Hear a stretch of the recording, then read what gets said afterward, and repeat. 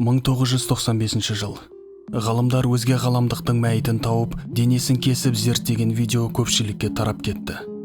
Енді осы бейне арқылы біз шынымен де бөтен тіршілік иелерінің бар жоғы туралы мәселесін нақты шештік. Жоқ әлде барлығы біз ойлағандай оңай емес пе? 1947 жыл, 4 шілде. ақш-тың тәуелсіздік күні.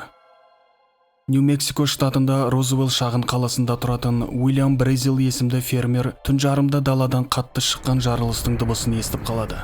Ол жарыстың соңы үлкен жарыққа алып келіп, сәулелері фермердің терезелеріне түсті. Бірақ Уильям бұл жағдайға мән бермеді. Себебі ол күн күркіреп аспанда найзағай соққан еді. Таңертең фермер өз қойларын іздеуге шықты. Бірақ олар орнында жоқ болды. Мүмкін олар найзағайдан сескеніп қашып кеткен болар. Ал жайылымнан 7 миль қашықтықтағы бос жерде түсініксіз заттардың сынықтары шашылып жатты. Уильям мұны белгісіз ұшатын құрылғының қалдықтары деп болжады. Бұл метеозонд емес екені анық. Өйткені кейде жергілікті сынақ полигондарынан фермаға метеозондтар жиі ұшып құлайтын. Сондықтан фермер оларды жақсы біледі. Ал табылған қалдықтар мүлдем басқаша еді. Олардың арасында Уильям өте жеңіл материалдардан жасалған бөлшектерді тауып алды. Оның айтуынша, олар не жанып, не болмаса басқа әсерге ұшырамаған. Табылған материалдардың тек сырты ғана фольгаға ұқсайды. Бірақ оны жырту еш мүмкін емес, және ол тез өз қалпына қайта келетін қасиеті бар.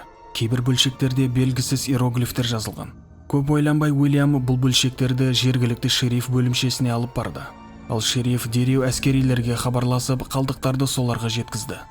Осы уақыт аралығында фермер жергілікті радиостанцияда осы жағдай туралы сұхбат беріп үлгерді. Оның ойынша бұл қалдықтар өзге планетадан ұшып құлаған белгісіз нысан.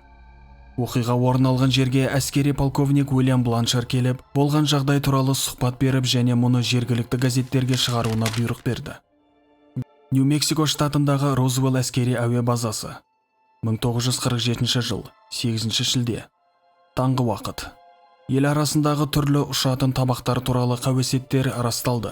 Жергілікті фермер мен шерифтің қатысуымен әскерилер сол белгісіз нысандардың бірі апатқа ұшырап, құлаған жердегі қалдықтары қолымызға түсті. Шериф ол қалдықтарды Джесси Марсел есімді әскери майорға тапсырды. Содан материалдар Розуэлл авиабазасына әкелінді. Онда ол қалдықтар сырттай жалпы зерттеліп, сосын штабқа жеткізілді.